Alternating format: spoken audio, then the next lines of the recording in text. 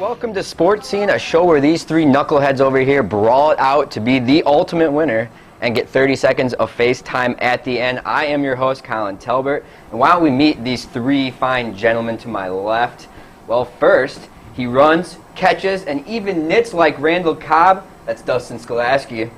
Next, his style is mind-blowing. I mean, look at that sexy jersey. The fantasy football guru, that's Chase Steiner. And last but not least, his left to right crossover is illegal in 8 states. It is. But don't tell him that. Don't tell me that. That's Nick Ragner. Don't tell me that. All right. Well, first off, we're going to start with our first segment of the show, and that is going to be the first word. Just basically talk about some of the hottest stories in sports today. So why don't we start Packers, Panthers. The Packers dominated the Panthers 38-17. They improved to 5-2 on the year. So guys, we'll start with you, Dustin.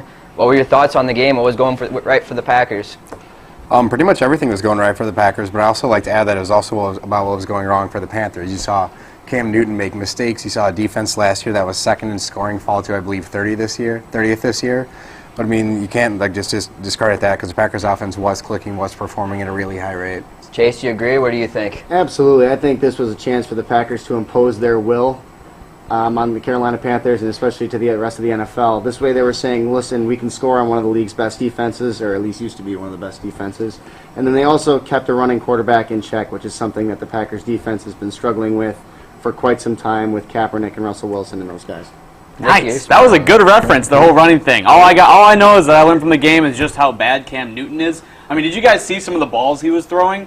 He was way off. There'd be like a flat pass, and he'd be like 10 feet off the guy. It's like, who is he throwing to? The only thing I learned is that Cam Newton's really bad. I didn't think it really challenged the Pack at all. I don't think we learned anything about the Packers in this game.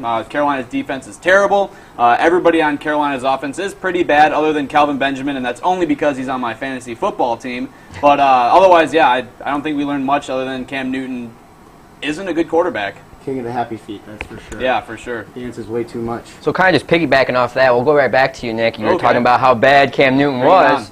You're not going to give any credit to the Packers secondary? I mean, they're playing pretty good right now, that secondary. I wouldn't give them too much credit. They played well, and they covered the receivers well, but just from what I saw watching the game, I don't have any stats in front of me. Cam Newton missed a lot of guys that were wide open. He made things difficult. He wasn't throwing the ball in stride, so when his guys did make catches, they were already falling behind because they had to stop to catch the ball or they had to fumble the ball because it wasn't a well-thrown pass. But yeah, their secondary played well. I mean, they got to Cam Newton as well. Julius Peppers, Clay Matthews, Nick Perry, some of those guys were able to put pressure on Cam. But I mean, yeah, he just played terrible. So. When's the last time you ever said Nick Perry made a play? Then he sort Not often. So Dustin, talking about he doesn't want to give too much credit to this Packers secondary, but realistically, they have been playing a lot better, causing a lot of interceptions. Where they have 10 or 11 interceptions though this far. So. Would you say that this Packers secondary is a lead, or are they still in the middle of the pack kind of thing? I was going to say I've always been a doubter of Dom Capers. I've never believed him in too much to lead the Packers since his Super Bowl year. I feel the team has been failing, being really inconsistent. They've always been a bend but not break, always relying on the turnovers. This year the turnovers have already been up. I believe they're tied with the Giants for the NFL lead. So we'll see as the season goes on. All right. So real quick, Chase, I just got to ask you real quick here. Packers offense, are they the best offense in the NFL right now? Not yet, but they will be. Give them 2 or 3 more weeks. They're close. They're knocking on the door. All right. Well, talking about offense, history was made Sunday night in Denver. A man by the name of, was it Peyton Manning? I think Peyton Manning broke Brett Favre's touchdown passing record with his 509th touchdown to Demaryius Thomas. So we'll start with Nick over there. What are your thoughts on this record? Pretty impressive, right? I don't think it means anything. We knew what Peyton Manning could do beforehand. We knew, he threw 56 last year, which I think was a more impressive feat at that. When it comes down to Peyton, we can agree it's always about the rings, right? That's all it's about. I mean, you talk about a guy, Dan Marino, who had the record before Brett Favre, and nobody ever considers Dan Marino one of the best quarterbacks in the league. Why? Or in league history. Why? Because he didn't win a Super Bowl. So, I mean, that's something that's still lingering over Peyton. He has one. He needs another one. He's playing better than he did in Indy, in my opinion. I mean, his balls don't have as much zip on them, but how his IQ on the field just seems like it's off the charts. I don't think the record means anything. I think winning a ring this year would. What do you think? I would have to disagree in the respect that it doesn't mean anything. I think it's big for the game. I think it's big for Peyton. I also think that you're hitting the nail right on the head when it comes down to rings. these records mean a lot, but they don't mean everything. Rings mean everything. So I think we all know Peyton Manning's going to go to the Hall of Fame, but nobody cares how great you are in the regular season. Everybody worries about how great you are in the playoffs. And Peyton Manning does not want to be remembered as this generation's Dan Marino. He wants to be his own person, his own player, one of the best of all time. To do that, he needs another ring. Dustin, what do you think? I say the record itself is pretty impressive, but I also can't diminish the fact that Peyton Manning is also one of the greatest regular seasons quarterback of all time. I think this really cements it.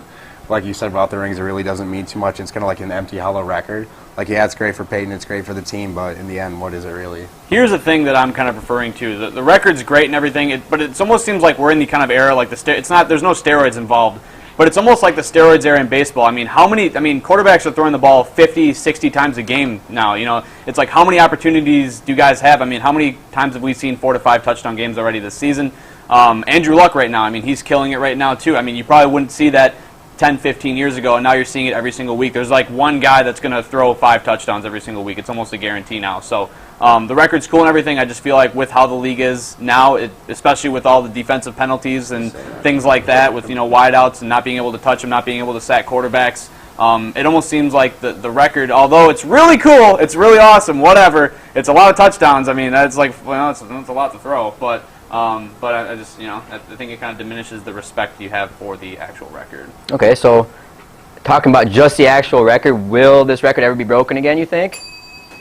Any one of you? I would think so. You think it's going to be broken? With the defensive rule changes and everything and how basically this league is built for offense, I do think one day it'll be broken. Yeah. All right, well, Peyton isn't the only hot player in the NFL right now in reference into his play right now, hot player in the NFL. Aaron Rodgers, DeMarco Murray, J.J. Watt, all names being tossed around for that MVP conversation. So we'll start with you, Dustin. Who is your MVP so far in the NFL season and why? So far at this point of the season, I really have to look at either DeMarco Murray or Tony Romo. Because when it comes to MVP consideration, I really like looking at what they've done versus the expectations coming into the season. And the Dallas Cowboys were expected to be a subpar, mediocre team, maybe about a 500 team, and then Tony Romo and Murray have just pushed them to where they could be one of the best teams in the NFL at this point. You cannot put Tony Romo in the MVP Yeah, conversation. you can't. No. Absolutely not. DeMarco Murray, yeah, I think up to this point you have to go with him as the current NFL MVP just based on what he's done. 7 games in a row, at least 100 yards rushing. That's never been done before. The great Herschel Walker, Adrian Peterson, both of their MVP seasons were not even to that point. So I think at this point you got to go with DeMarco Murray. However, I do think Aaron Rodgers takes the title for himself at the end of the year. It's hard to argue with you guys. It kind of sucks because I thought you guys wouldn't say DeMarco Murray, so I thought I was being different. But I wrote these stats down, so these are actually real. Like this is a real thing. He has 60 more rushing attempts than the next leading guy, which is Arian Foster, and he has 300 more yards than the next leading rusher. I mean, it's like dude's played like 2 more games than everybody else, but he hasn't. He's played the same amount of games as everybody else. It's ridiculous. He literally put the team on his back, dude. Like, that's a real thing. I think, though, just to be different or whatever, Andrew Luck also having a phenomenal year. Every year it seems like the Colts kind of have the talent.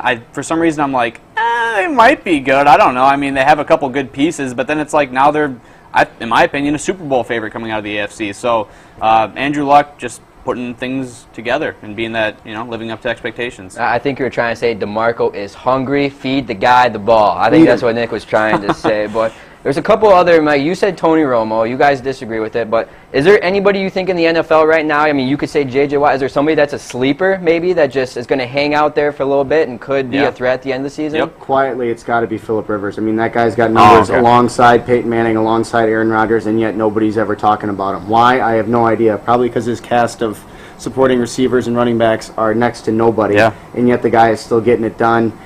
It's troublesome because I don't think he will get the MVP just based on his lack of recognition, but that guy sure will make a nice push at the end of the year for it. I'd probably have to, I'm going to throw, just because, let's throw Jordy Nelson out on there. Why not? Why not? I mean, yeah, he had a couple games where he's only had a couple catches, but dude is on fire this year. So Fantasy machine. Anything to add, Dustin? Not too much for a surprise. It's pretty much sure it's going to be between the guys I mentioned earlier this year. All right, well, sticking with football, 4 of the 5 top teams in the nation in college football right now are in the SEC West. Ridiculous after 8 weeks. So this is probably not going to stay in there. All these teams are going to play each other, going to beat up each other. So as of right now, we'll start with you, Dustin. Who are your teams in the college football playoff? My teams as of right now, I would go Mississippi State. I would put Oregon back in the discussion. I would put Florida State in it. And I would honestly am going to take the one-loss Big Ten championship if Ohio State or Michigan State can make it out of the Big Ten. What do you think, Chase? I struggle with this. I think Florida State's going to have to make it. Their schedule gives it to them. I think Bama comes out of the SEC. Oregon slips in there alongside Michigan State. Yeah, pretty much, a mix of what you guys said. Florida State's going to go, they'll run the table. I feel like eventually they'll just overtake the number 1 seed again. But I do think Mississippi State also runs the table. They'll be in there. Marcus Mariota, can't never deny that guy. I think Oregon's getting in. And I think after Bama's loss to they won't lose another game. They have a pretty tough schedule playing the SEC, but I think 2 SEC teams get in. Would like to see Notre Dame because they definitely deserve it. I think we'll talk about that a little later. We'll talk some Notre Dame at the end. Okay. But I want to see what your guys' thoughts on this. I've already read there's some controversy already with this new college football playoff because there's 5 Power 5 conferences, only 4 spots there, so there's going to be 5 conference champions. One of them's not going to get in. What are your guys' thoughts on that? Do you like this new college football system, or it's just not everybody's going to win, are they? Oh, sorry. No, I was just going to say I feel like it's just the media's way of giving us a little bit of what we want, but not completely what we want. Everybody wants a full tournament. We're never going to get it. I initially said we should have 8 teams. That way you have conference champions from all big conferences alongside, the independent teams such as Notre Dame, stuff like that. So I don't really like the 4-team format, but it's better than nothing. I'll certainly take it. Yeah, the 8-team thing is kind of cool because in that aspect, it's almost like with college football, you wish you could have a series. You can't with football, but you almost wish you could because how they've shown anything can happen on any Saturday or whatever day they play. It's almost like college basketball or what have you, but it's kind of hard because I think almost in any situation, unless you have a series, you're always going to be like, that team should have won, but they didn't, or that team should have gotten a chance, but they didn't, just because you never know in that one-game playoff. But yeah, I agree with you. An 8-team playoff setting would be probably best. But I still feel that we have a lot of season left, so I feel like it's really going to sort itself down, and by the end of it, we're not going to have as much question marks, as much debate, because like we said, the SEC West is going to basically cannibalize itself over the next couple of weeks. Real quick, Heisman. My boy Dak Prescott's having big games against big teams. Is he the favorite right now to win the Heisman? I like to think so if he keeps this level of play up. Don't you guys think so, or what do you think? I think so, which pains me to say because I'm a big-time Melvin Gordon fan. But I think if Prescott can keep this up, he takes the trophy. However, I don't think he does. I think he starts to falter here towards the end when he starts playing all the big SEC powerhouses. Anybody else got anybody add? Any other surprising Heisman guys? Nope. It's either Dak or Melvin Gordon. All right, well, guess what? The World Series starts tonight. Game run of the World Series is tonight. First pitch scheduled at 7:07. Madison Bumgarner against Jamie Shields. Guys, I guess just strictly for this game tonight, who wins this game tonight and why? We'll start with anybody. I'll go first. I'll take it. I'd say that Kansas City's back in the World Series for the first time since 1985. I say they're definitely going to go for it, and they're going to take it home tonight. Dude, it's destined for Kansas City. Are you kidding me? Since Yeah, 85, they haven't been back there. The town is going crazy. They have not lost a game in the playoffs yet. Think about that. They have not lost a single game. They're going to win this. yeah, they're going to win. They're going to sweep San Francisco too. It's going to happen. They're not going to lose a single game. There's too much Brewers magic on that Kansas City Royals team. Oh my goodness. And yeah, they're going to take the one tonight, and they're going to take the next minus 3 games. 25 points. Minus Nick, 25? Brewers reference. All right. Wow. But come on now, let's think about the Madison Bumgarner hasn't given up more than 3 runs this whole postseason. No love for Madison Bumgarner tonight in the first start of the World Series? Baseball is a game of magic, and I just don't think you can pick a more magical team than the Kansas City Royals. From what they've done all season to get to where they are right now, especially beating the Athletics, the first game of the playoffs to get here, it's crazy. I just don't think you can, no matter who's pitching, they can't stop the magic that is the Kansas City Royals. Yeah, you want to talk about playoff pitching. They topped, quite possibly the most prestigious playoff pitcher in the game, John Lester, in that game, in that one-game playoff. Madison Bumgarner, another lefty. I mean, there's a lot of lefties in the Royals lineup, but they figured out how to do it. They've been figuring out how to do things for the past couple of months, and I don't know how you can bet against them. All right, so just real quick, X factor, I guess. If the Giants are going to win, who's the X factor for the Giants if they're going to win the World Series, you think? It's probably their bullpen pitching because these games are probably going to go a lot of extra innings. I think, I think we're probably going to see at least, 3 out of the 7 games. If it goes, 7 games, definitely an extra innings just because that's how Kansas City plays. They play down to the wire. It seems like they thrive off that kind of environment. So, yeah, I think if any team's going to win, it's going to be all about the bullpen. So he says the bullpen. You guys got anything other different, you think? I think the X factor for the World Series for the Royals is small ball, and I think the X factor for the Giants is going to be how they play against small ball. Royals have been small balling their way right into the World Series, never losing. So I think it's going to come down to the Giants and how they react to that. Are they going to be able to play well against it, or are they going to falter? I think my big question when it comes to the World Series is wondering if the Giants, let's say they do take tonight, then they win again, how can the Royals play from being behind? Because it's a position that the team hasn't really been in before. Good point, Dustin. Good point, Dustin. All right, well, I guess we'll find out tonight. Game 1 is tonight, but we're going to take a real quick break. We'll be back with some buy or sell. Hang in there. Be back with some more sports scene.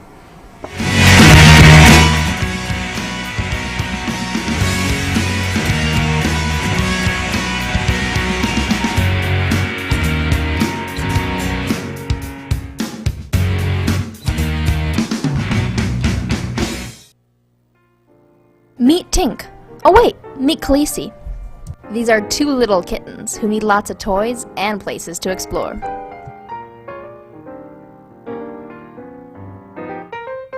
Watch out, it's Ava.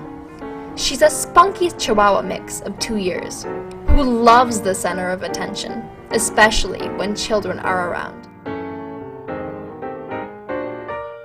This is Trent. He is a 2-year-old orange tiger. While he spends much of his time on quests and adventures, he also makes time to show you his affectionate side.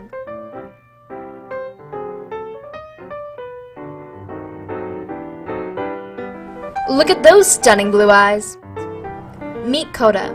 He's a strong male Siberian husky of 6 years. He's house-trained, and he loves children.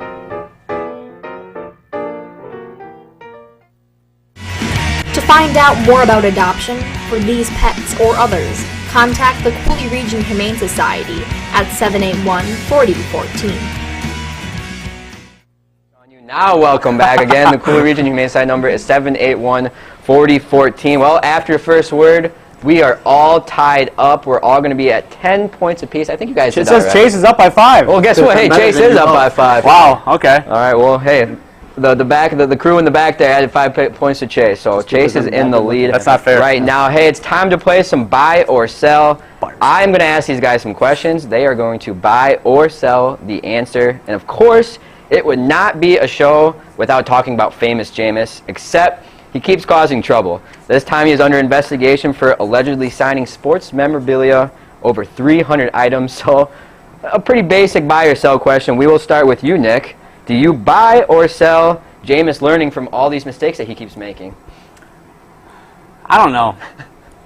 Jameis is kind of a kid that, I heard them talking about it in the media before, and it's almost like the idea where it's like that candy, that candy jar idea. The fact that you can literally, let's think about this perspective for a second here, guys. Okay, we don't have this problem. Maybe you do, Dustin, because you're so good looking. But the idea that you can sign something and sell it and get money for it, right now, I'm like, in what way can I make money so I can go have a McDonald's burger tonight? Is there a possible way where I can get funds to do that? This guy's like, oh, you want an old glove that I haven't worn for 6 months? Sign. Oh, here's $100. Wrap your minds around that for a sec. Wrap your minds around having to say no to doing that. Just think about how hard that might be. Yeah. I mean, it's hard to learn from those situations. I think it'll be different in the NFL where he's allowed to do the things that he's getting in trouble for. Nice picture of him, by the way. But yeah, I wouldn't say he's necessarily learning. He'll be out here pretty soon and he'll be drafted high. So I don't know. So you buy it. So you're all right with him doing all this. I'm selling the fact that he's learning. I'm buying the fact that he's just a college kid doing stupid things. So, what do you guys say, Chase? I mean, I would buy it, but then that would be a violation of the NCAA. You can't buy anything that whatever he said his name on. But I don't know when it comes down to Jameis Winston, the whole signature thing. Every great college athlete has done it. Let's be honest. Todd Gurley got in trouble for it already this year. The difference is he openly admitted to it. He's like, "Yep, I did it," and I give that guy a lot of props for it because his career is now going to suffer, but he did the right thing, come out and do it, and come out and say he was going to do it. Johnny Football did a lot better job at disguising it. Yeah. And Jameis is just kind of in that funky middle ground where he's going to get caught. But regardless, I'm selling on Jameis Winston as a whole. I also think he's going to be a flop in the NFL, but that's just me. Sell it. Fighting words. Definitely selling on the controversy. I mean, I don't think it really is going to matter. He's going to lead Florida State into the playoff. All right, well, that was our Jameis Winston talk of the show. But now we're going to move over towards basketball, which basketball season is actually right around the corner, just about less than a month away. The latest preseason poll has been announced. The Badgers at number 4. So we'll start with you, Dustin. Do you buy or sell this Badger team in the top 5 right now? I buy them when it comes to preseason rankings because preseason rankings always are a reflection of what happened last year. I believe that's accurate. I believe towards the end of the season they're not going to end up there. I'm going to see an early round exit in the tournament reminiscent of other Badger teams, not like the one last year. Ooh. Okay. Fair enough. Yeah, any one of you two. Go for it. I'm going to disagree hard on that. I am buying hard on this team. I think the amount of guys they bring back, the leadership, the talent level. I mean, you arguably could have 2 first-round picks on this team this year. I'm definitely buying them as a top 5 team. I'm buying them as a top 3 team.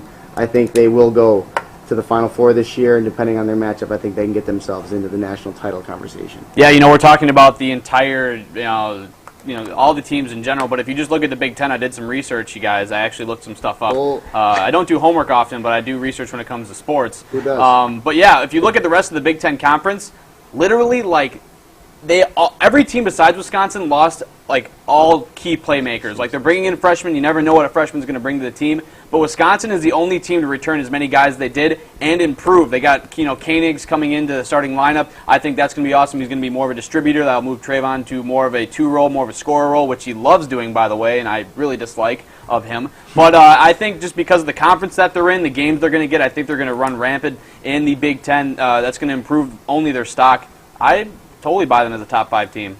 A guy that was kind of, people didn't like his game last year, Sam Decker, they had high standards for him, added some muscle, had 15, 20 pounds of muscle. They said his game, he's got shooting sleeve now, so he's got a shooting sleeve? He's got a shooting Always sleeve makes you now, faster. too. Wow. So, Yeah. what do you guys think about Sam Decker? What do you think the year that he has? He's got to have a big year, doesn't he? Oh, he's got to. Definitely. You got to think. I mean, he's been training with guys like LeBron James this offseason, and I know he did some other work with some other top-tier NBA players. I'm buying in on Sam Decker. I think he's going to come into all the hype this year. What does big for a Wisconsin guy mean? Averaging 12 points a game? Is that big for a Wisconsin player? Maybe shooting 50% from the three-point line or some crazy number? Is that what's big for Wisconsin? I don't know what it is. Distribute the ball. They're a very unselfish team. And the one thing is, a Bo Ryan team, they're going to finish in the top 4 of the conference. That is a very consistent thing every year. Bo knows. But sticking with basketball, another NBA. Preseason is in full swing. LeBron heads home. KD out a couple months. No Paul George. And Derrick Rose is back. With a fro. For now. He's back for now with the fro. So, the team that won last year was the Spurs. They got everybody back. So, Nick, do you buy or sell the Spurs winning back-to-back titles this year? Man, you are asking super early. I have no idea. I really don't. Cavs are obviously a sexy pick. I feel like Kevin Love isn't going to play as well as he did in Minnesota just because he's not the only piece there. It's like a Chris Bosh symptom. He'll go to Cleveland and he'll put up 15 points a game and 8 rebounds, and everybody will be like, what the heck's wrong with this? He's washed up. And it's not really. He's the third option on a team that has a bunch of talent. As far as the Spurs, why not pick the Spurs? It's hard to, Tim Duncan showed last year he didn't fall off the planet at all. Manu Ginobili, kind of, but he kind of put it together when he needed to. Still got a bald spot. Yeah, he has a bald spot, and it's getting bigger. But he's been cutting the hair shorter, so it's not as noticeable. But I don't know. Why not? Why not? What do you guys think? I'm selling. I don't even have the Spurs coming out of the West. Whoa! Who? I got my Clippers coming out of the West. CP3 coming back strong. Blake Griffin. There's going to be a little more team camaraderie going on over there in L.A. And then I have, of course, my boy LeBron James getting the Cavs in there. LBJ. Okay. You got to take it. I don't know who wins that matchup, but I don't even see the Spurs getting into the finals. What do you think, Dustin? Oh, the only reason I would consider selling on them is because of their age, but that's what everyone's been saying the For last 10 couple years. years. 5 years. That's 5 never really been years. happening, so I can't really doubt them I anymore. think Tim Duncan You might be guys- 100 years old. I think there's a chance Kobe comes out of the West. Seriously, let's think about this for a sec. He's Kobe effing Bryant. Seriously, he's the best player on the planet. How can the Lakers not make it? With Jeremy Lin and P. Sweezy. Oh wow, they're gonna be so good. Oh, are you kidding Swaggy right now? P. 'Cause they're gonna be so good. Swaggy P. And don't discount the fact that they also, Steve Nash, he might play more than 10 games. So that'll also help him win those couple of games that he plays. Only so. if he brings back the ponytail. All right, guys. Well, we're going to take one more break. When we be back, we'll have a final word, a very controversial ending. But let's take a look at some perfect pets. Hang in there.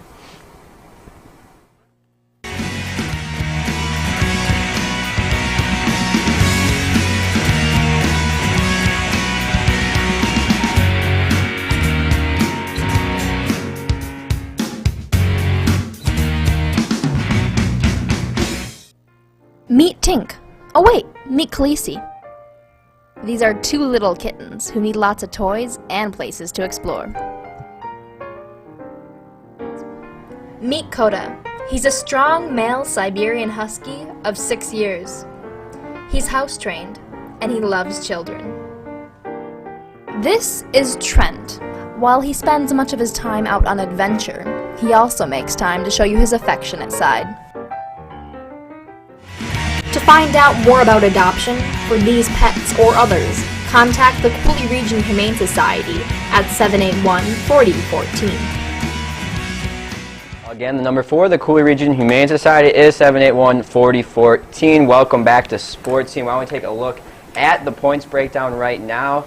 And I believe Chase is still in the lead, 20 points. Nick and Dustin, 15. But hey, it's the final word, so anything can happen in the final word.